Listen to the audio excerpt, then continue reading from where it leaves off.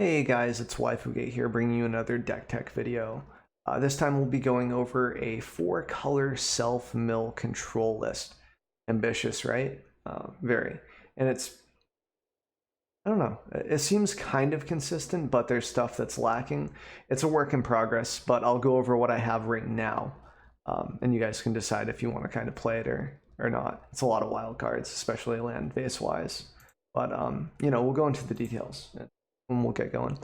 So this is designed for best of 3, and its main goals are to crush Nexus and to do well against most aggro lists as well. It's a tall order, but so far we're 2-3 with the deck. We haven't had a lot of sample size, but I've gotten a feeling for the flow of the deck and everything else, and we made some good changes.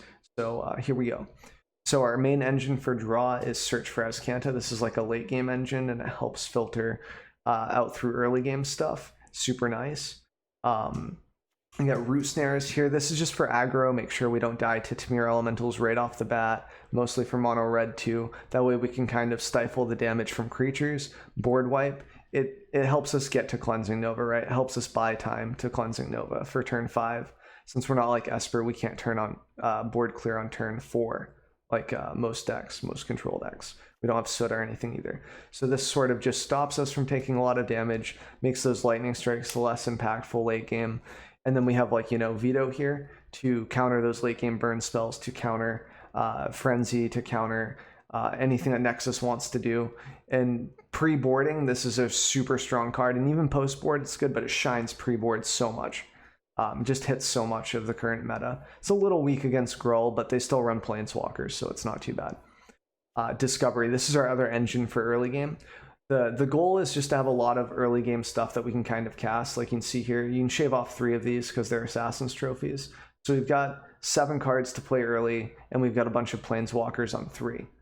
So that's sort of the goal, is just to sort of do stuff. This also isn't really a 2-mana CMC, so it's a little rough, but I think it's still enough. We still have enough to do early game.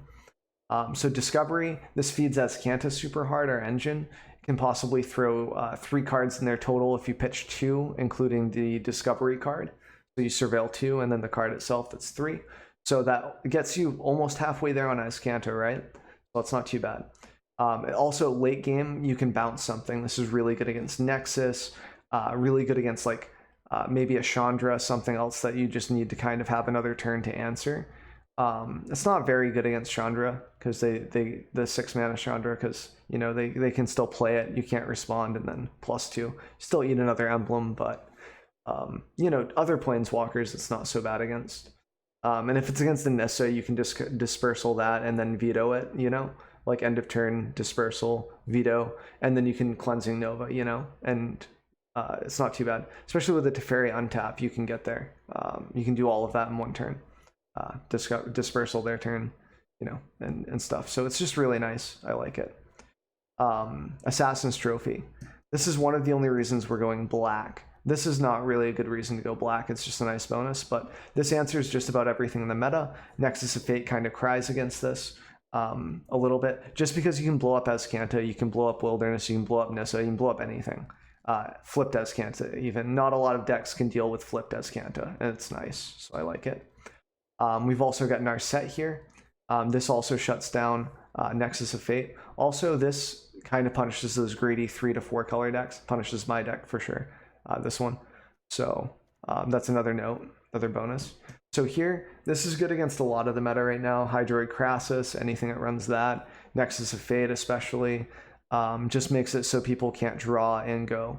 It helps a little bit against Elementals, especially if they're running Hydroid Crassus versions. It's not too bad. Just really good in the current meta. Against Esper, it's super nice too. They can't use their +1 on the big Teferi 5-head, Time Raveler, this is the main reason why we're playing white and blue. So we've got each opponent can cast spells only anytime they could cast sorcery. So I butchered that a little bit, a little tired, it's fine. So this just shuts off Nexus. They're not able to use Wilderness. It's pretty good. The -3 is really good for tempo against a lot of decks. Like if you can -3 on Tamir Elementals and stuff, it's pretty good. The one game that we took off of Elementals It was because of Teferi for the most part, just being able to reset them a little bit, and just feels really good. Super good card. Gives us an engine to draw with, and gives us time to answer, and with vetoes we can maybe bounce something and counter it.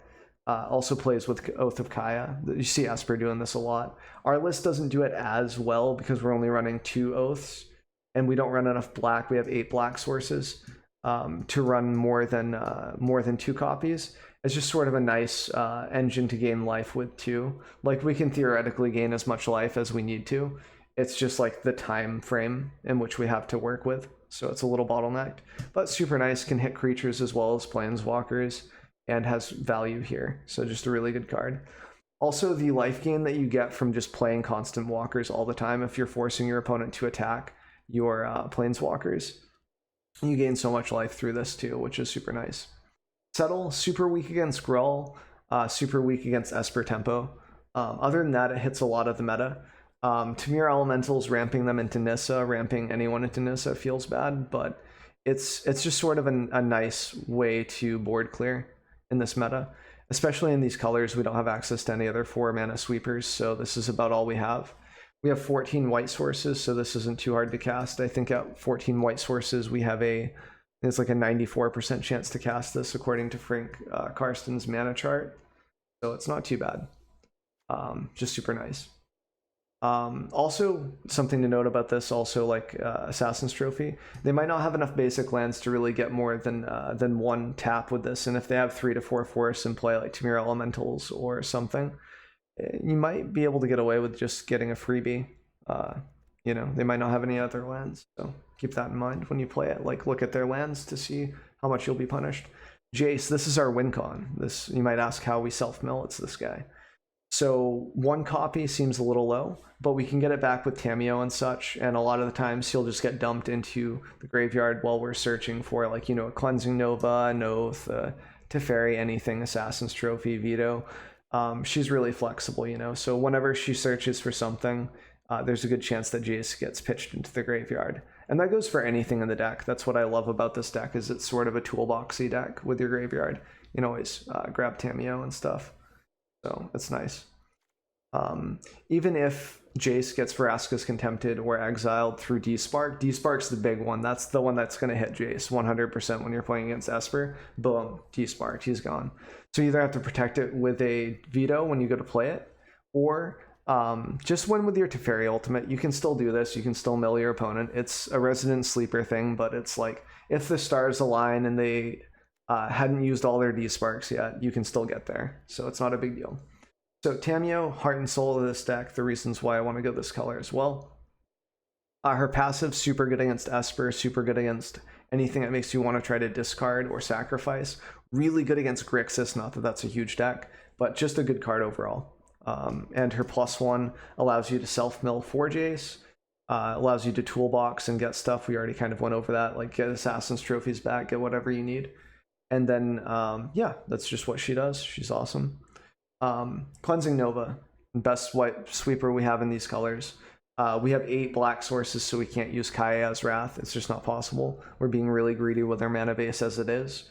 So, yep. And since we don't have a lot of enchantments, you'll notice that Azcantars are only enchantments here.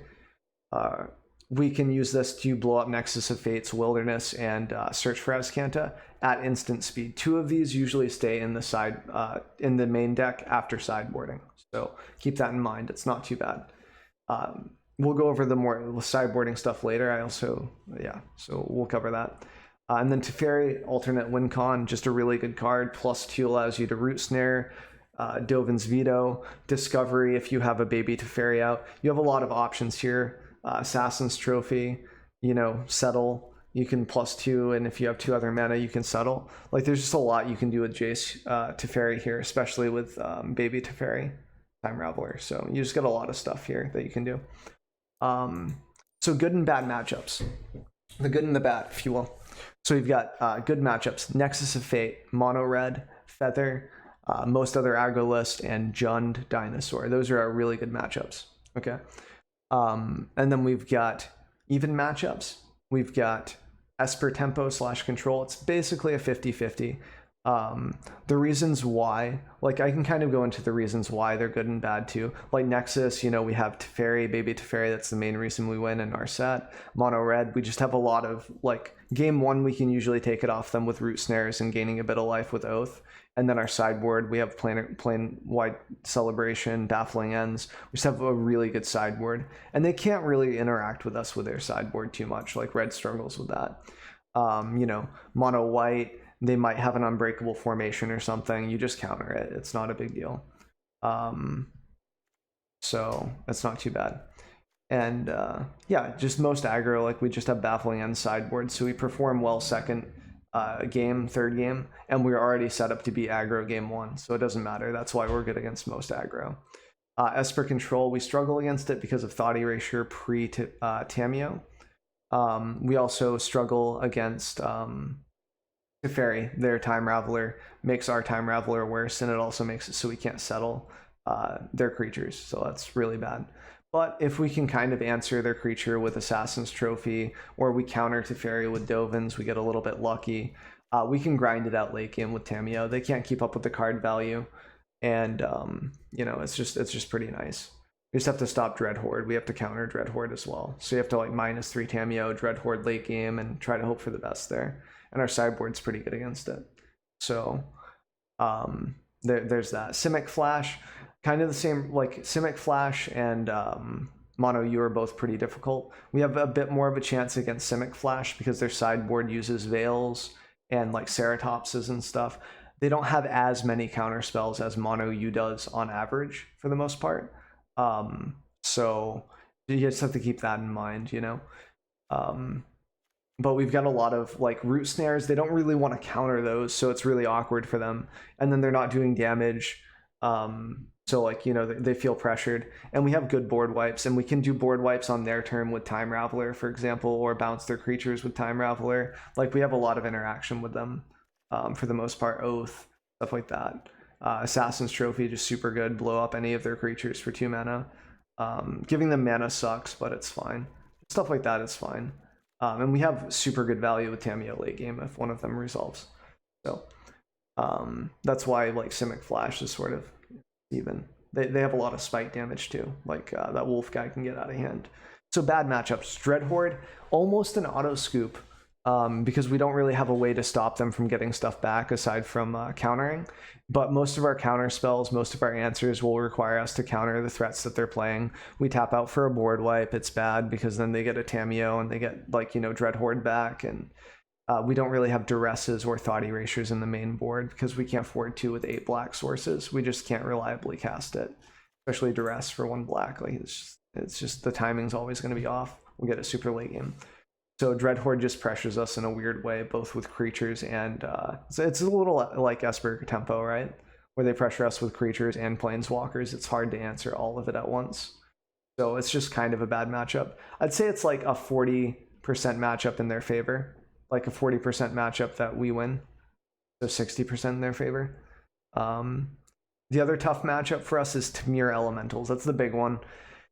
It's just hard to deal with all of their card advantage and everything, and it's just really difficult to sideboard. Maybe it's a sideboarding issue. I've been thinking about doing like Spyglasses or something. Someone mentioned in chat that Spyglass might work.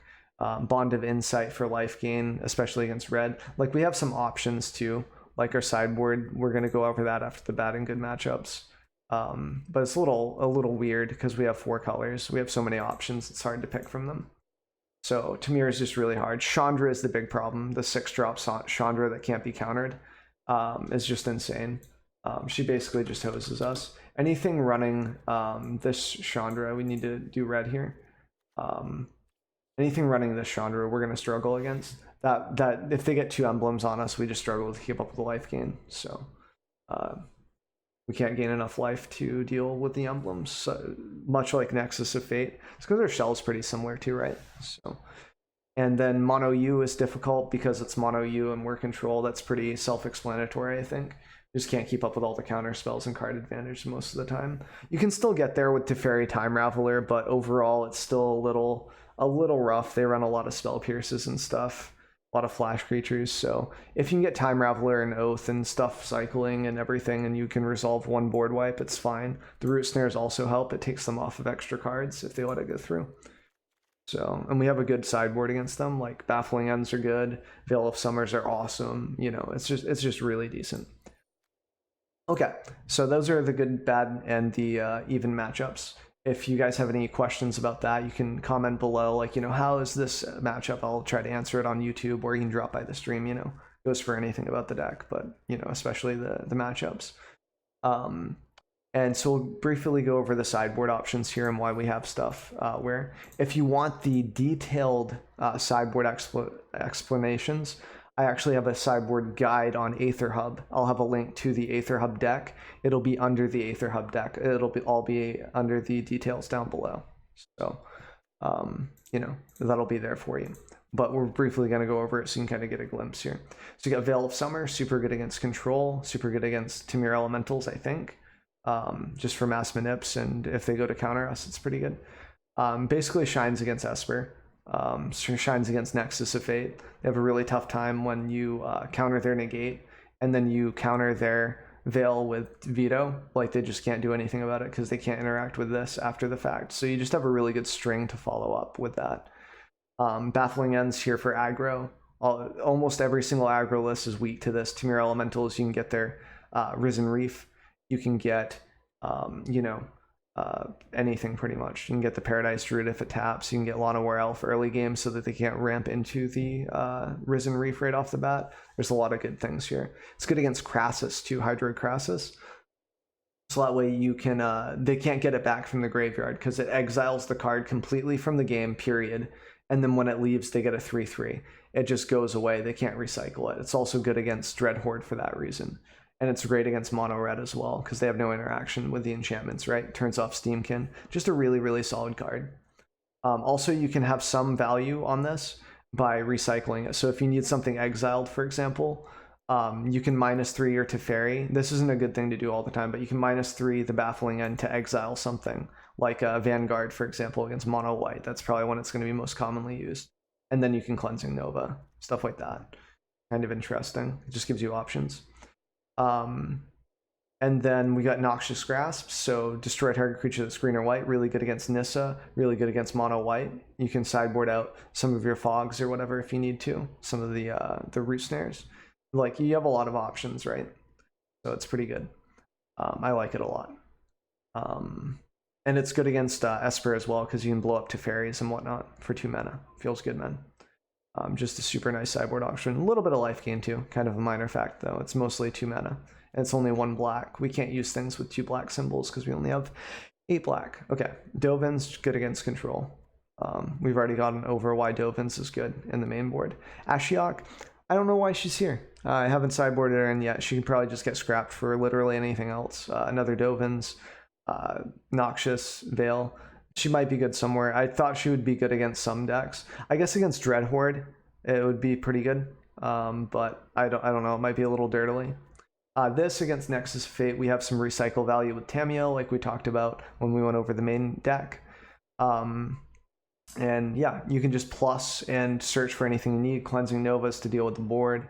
That's not really relevant in Nexus of Fate. This usually only comes in against Nexus.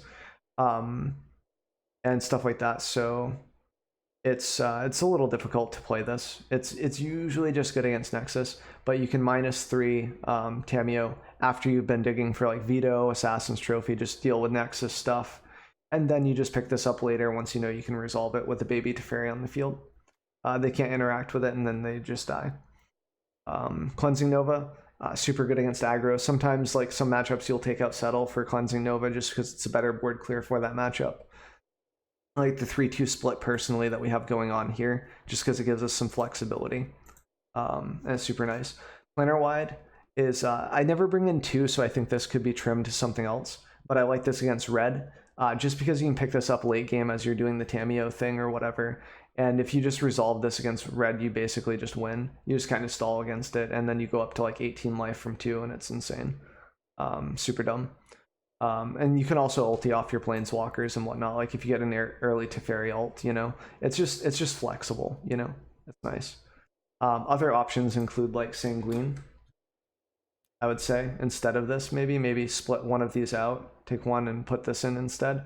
And this is better against Chandra 6, I think. And Spyglasses could also be good. But I'll keep you guys up to date on changes for this deck. I'll do another video if there are really extensive changes. And I appreciate you checking out the video. If you have any questions, comments below, you can feel free to leave them there. Or you can also stop by my stream. I usually stream from 6 a.m. Central Time, US Central Time, till about 2 p.m. Central. Sometimes the streams are longer, shorter. Just depends on how I'm feeling for the day and the schedule. And yeah, thanks for checking the list out. All of the links will be down below for the deck list on AetherHub, including the sideboard guide, all of that stuff. And yeah, I appreciate you guys. Thanks for stopping by.